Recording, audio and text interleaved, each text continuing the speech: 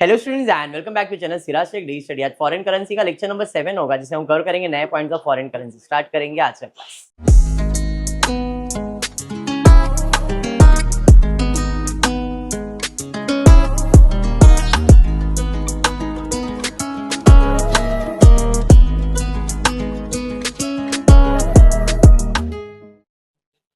पिछले क्लास में foreign currency हमने किया है, आज का फोकस है लेजर के ऊपर। डायरेक्ट क्वेश्चन से लेजर कैसे सॉल्व करने वाले हैं वो, विदाउट वर्किंग, कुछ भी नहीं, वर्किंग भी नहीं बनाने वाले, डायरेक्ट लेजर कैसे बनेगा वो देखेंगे। अब वो लेजर में सेलर का भी लेजर पूछ सकता है, बायर का भी लेजर पूछ सकता है और एफईएफ का भी लेजर पूछ सकता है। तीन ही लेजर आते हैं, बायर का, सेलर का और एफईएफ का, बस ज्यादा कुछ नहीं बनेगा। ओके, पेज नंबर 128 पे ये क्वेश्चन है, Shyam Sundar limited imported, what is imported? Purchase किया, गुड्स परचेज किया, कितने डॉलर का? मुझे सिर्फ देखना है तुम्हारा प्रेजेंस ऑफ माइंड कितना इस सब में, मतलब तुम्हारा बिजनेस मेंटालिटी कितना है, कैलकुलेशन कितना फास्ट है, सिर्फ ये देखना है मेरे को यहाँ पे, विदाउट कैलकुलेटर। ठीक है, 4 लाख डॉलर मैंने गुड्स, क्वेश्चन पकड़ना है सिर्फ कि भाई अभी पकड़ने मत आ, ये फालतू जोक्स मत मार। श्याम सुंदर लिमिटेड, इसने गुड्स इंपोर्ट किया है, मतलब ये बायर है। किससे बाय किया है इसने? हॉग कंपनी यूएसए, हॉग ही है वो।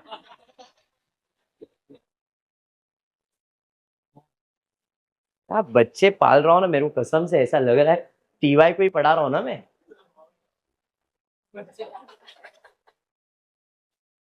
कितने डॉलर का? 4 लाख डॉलर, डॉलर भी दिया, रुपीस भी दिया है, डॉलर ही है वो। 10 अगस्त को एक्सचेंज रेट था 41, बट क्योंकि मैंने उधार में खरीदा है तो पेमेंट बाद में ही करने वाला रहूंगा, तो मैंने इसका पेमेंट 4 इक्वल इंस्टॉलमेंट में किया है। अब कितने का इंस्टॉलमेंट बनेगा? कितने का इंस्टॉलमेंट बनेगा, कितना बनेगा वो नहीं बोला मैंने, 1-1 लाख का इंस्टॉलमेंट। कैसे जीत? वेरी, किसको डिवाइड बाय 4 किया? 4 लाख। तो अगर 4 लाख का मैंने गुड्स परचेज किया है, डिवाइड बाय 4 करूंगा तो 1-1 लाख डॉलर मुझे हर इंस्टॉलमेंट में पे करना है। क्लियर? अब मैंने सितंबर अगस्त को खरीदा, सितंबर को पे किया, अक्टूबर को पे किया, नवंबर को पे किया, दिसंबर को पे कर दिया, बराबर है। जो अकाउंटिंग ईयर है इसके बारे में कोई इंफॉर्मेशन नहीं दिया है, तो हमारा अजम्पशन ये कि मार्च इज द ईयर एंड। अप्रैल में चालू होगा, मार्च में खत्म होगा, और ये 1 अकाउंटिंग ईयर में ही खत्म हो गया। अगस्त, सितंबर, अक्टूबर, नवंबर, दिसंबर 2013 एक साल का ही है। अरे हाँ ठीक है, क्या करने बोला है? Prepare foreign exchange fluctuation account, सिर्फ एफईएफ अकाउंट बनाने बोला है। FEF account, date particular rupees, date particular rupees, credit side, debit side in the books of Shyam Sundar limited foreign exchange fluctuation account.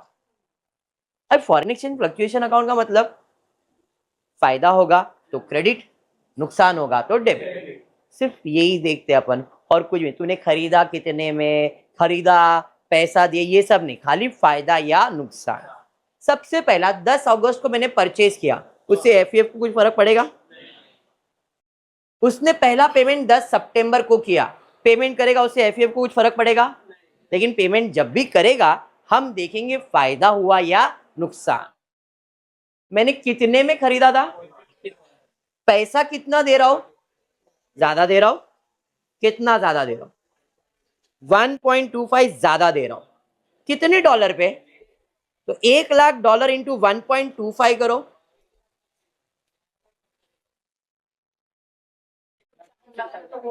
1,25,000। 1,25,000 ज्यादा दे रहा हो, ज्यादा दे रहा हो मतलब लॉस है, और जो भी लॉस है वो एफईएफ में किसको दे रहा हो? टू हॉग, 1,25,000। इतना ही करना है, समझा? समझा? सेकेंड पेमेंट 10 अक्टूबर को किया, 43 में किया, पेमेंट किया उसकी एंट्री पास करते हैं क्या? एफईएफ में उसका कोई लेन देन है क्या? नहीं, सिर्फ एक्सचेंज डिफरेंस। 41 में खरीदा था, 43 दे रहा हूं, $2 ज्यादा दे रहा हूं। $1,00,000 पे $2 मतलब 2 लाख का नुकसान हुआ, लॉस हुआ तो डेबिट में आएगा। अरे समझा समझा।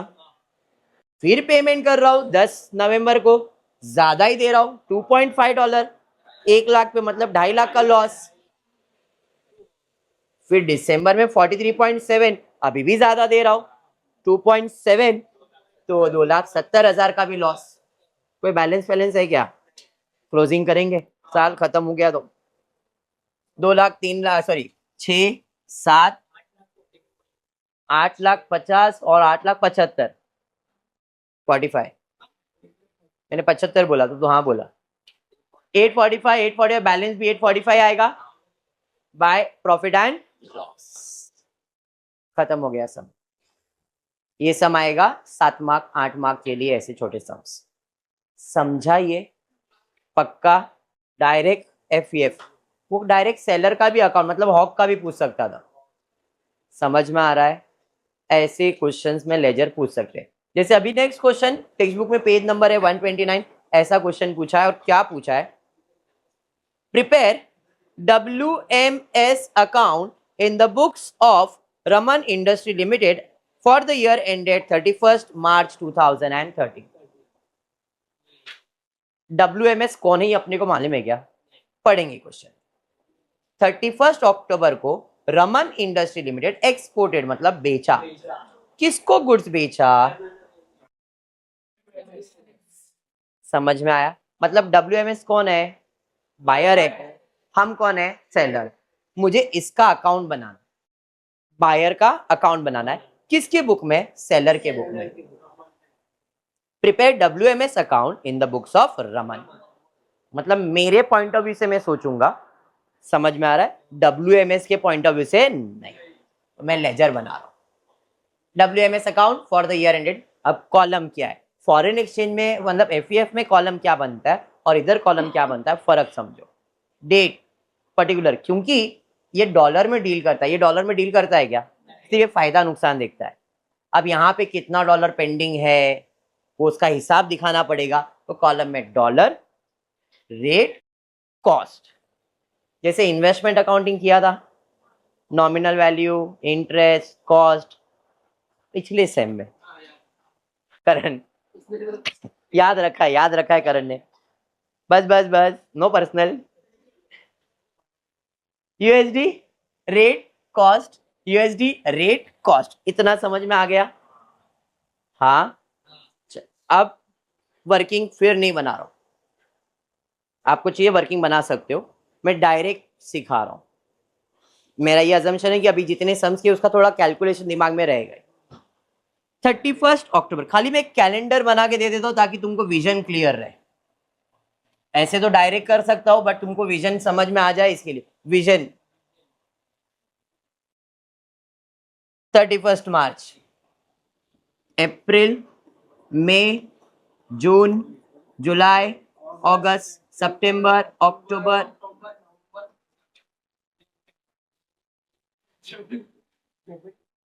अक्टूबर 2012, ये 12 में चालू होगा और 13 में खत्म होगा। ये मेरा अकाउंटिंग ईयर है, ठीक है। अब सबसे पहला चीज है 31 अक्टूबर को रमन ने एक्सपोर्ट किया है गुड्स, कितने डॉलर का? और जिस दिन एक्सपोर्ट किया उस दिन डॉलर का रेट क्या था जरा चेक करते। तो जिस दिन हमने 31 अक्टूबर को एक्सपोर्ट किया था डॉलर का रेट चल रहा था 45। जब गुड्स एक्सपोर्ट किया तो इसकी जर्नल एंट्री क्या है? गुड्स एक्सपोर्ट किया तो जर्नल एंट्री क्या है? गुड्स जाएगा सेल्स अकाउंट, किसको बेचा? तो WMS अकाउंट क्या आएगा? डेबिट। बनाया क्या हमने? हाँ, डेबिट में टू सेल्स। $60,000 सेल किया इसको, डॉलर का रेट है 45, 60 इंटू 45, समझा?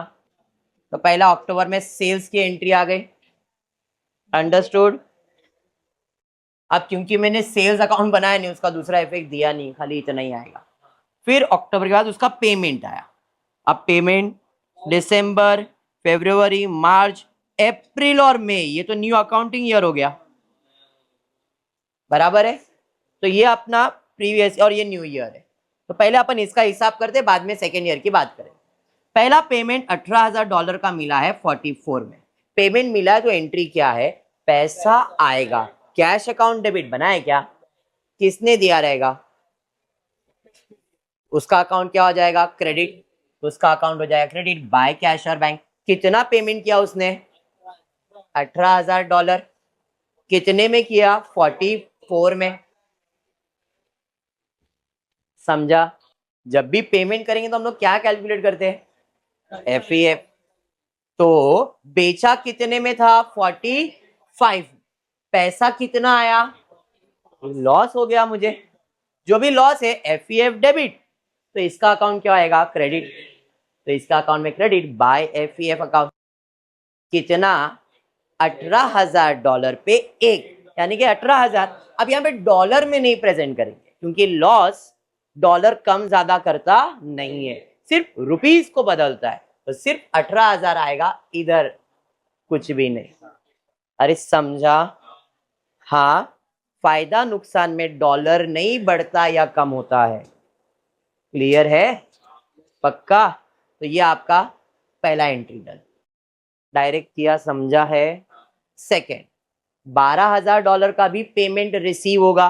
पेमेंट रिसीव होगा तो कैश आएगा, कैश का अकाउंट बनाया क्या, नहीं। किसने दिया, उसका अकाउंट क्रेडिट बाय कैश और बैंक। कितना पेमेंट किया, $12,000। तो डॉलर कम होना चाहिए, बराबर है। 46 के हिसाब से पेमेंट किया है, 5,52,000।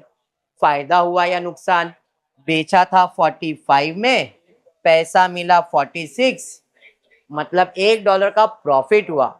जो भी प्रॉफिट है एफईएफ में डेबिट होगा तो इसका अकाउंट क्या हो जाएगा, एफईएफ में क्रेडिट होगा तो इसका अकाउंट क्या हो जाएगा, डेबिट टू एफईएफ। कितना, तो 12,000 इंटू 1 यानी कि 12। डॉलर में आएगा क्या कुछ भी, अरे समझाइए।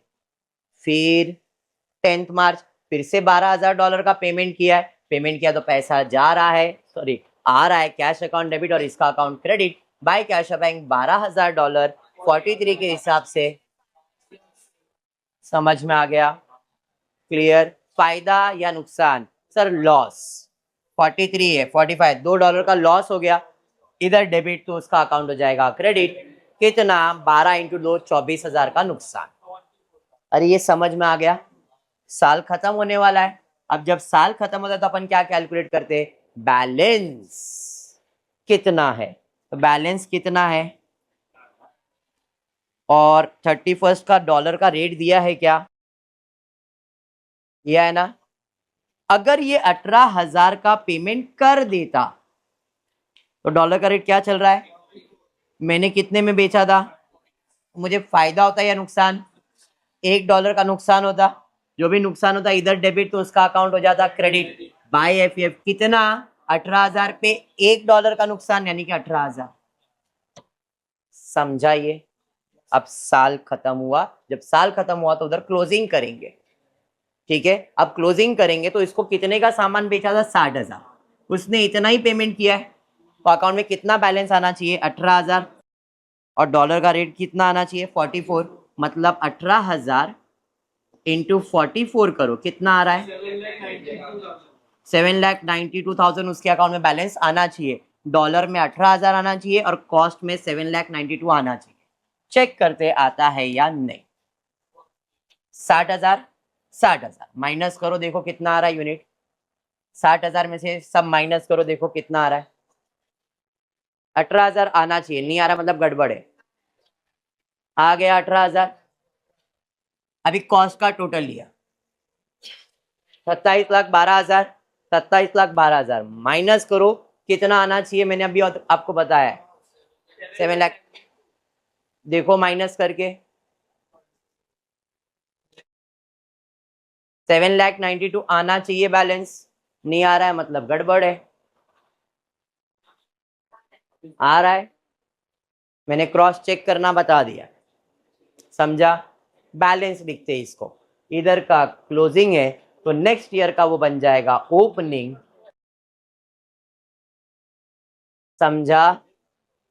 समझा ये। आप आगे आप नेक्स्ट ईयर में उसका काम खत्म, ये नेक्स्ट ईयर में आप लेजर कैसे बनता है समझा। अब नेक्स्ट ईयर में आएंगे तो अब यहाँ से वापस से स्टार्ट करेंगे नया हिसाब। फिर से पैसा मिला $10,000 पे, डॉलर का रेट कितना है 46। पैसा मिला तो कैश अकाउंट डेबिट, किसने दिया WMA, तो इसका अकाउंट क्रेडिट। कितना डॉलर पेमेंट किया 10,000, डॉलर का रेट 46 मतलब 4,60,000। फायदा हुआ है नुकसान कैसे, हमने जब सामान बेचा था तो डॉलर का रेट कितना हो गया था, अब साल बदल गया डॉलर का रेट बदल गया।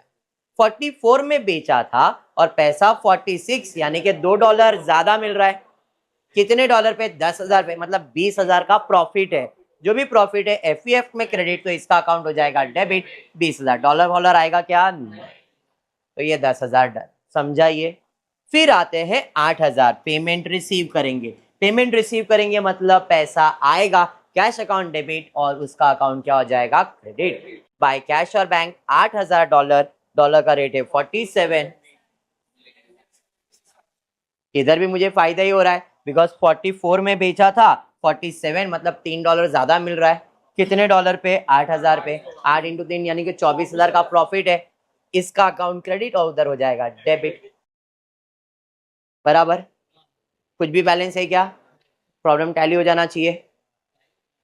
18,000 हो गया tally, 18,000 unit. Cost 7,92,000 plus 20 plus 24 plus करो, देख लो टैली हो गया। लेजर समझा, डायरेक्ट एक्सप्लेन किया मैंने लेजर, क्योंकि मेरे को उसको जनरल एंट्री के साथ जोड़ना नहीं था, ये बात डायरेक्ट पढ़ाना था। समझा लेजर, और एक दो लेक्चर लेजर के लूंगा, या तो मे बी डायरेक्टली ऑफलाइन में लूंगा, इतना ही लेजर है।